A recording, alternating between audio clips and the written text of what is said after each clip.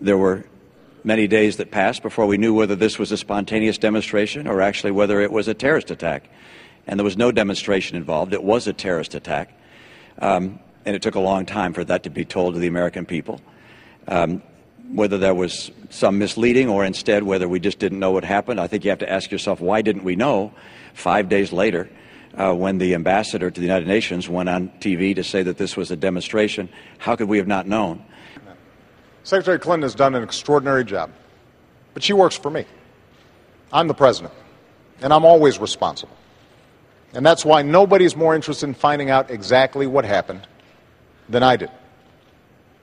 The day after the attack, Governor, I stood in the Rose Garden, and I told the American people and the world that we were going to find out exactly what happened, that this was an act of terror, and I also said that we're going to hunt down those who committed this crime.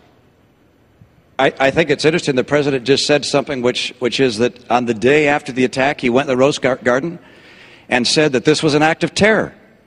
That's what I said. You said in the Rose Garden, the day after the attack, it was an act of terror. It was not a spontaneous demonstration. Is that what you're saying? Please proceed, Governor. I want to make sure we get that for the record, because it took the president 14 days before he called the attack in Benghazi an act of terror. Get the transcript. He did, in fact, sir. So let me call it an act of terror. Can you say that a little louder, Candy? He did call it an act of terror. It did as well take 2 weeks or so for the whole idea of there being a riot out there about this tape to come out. You're correct about that.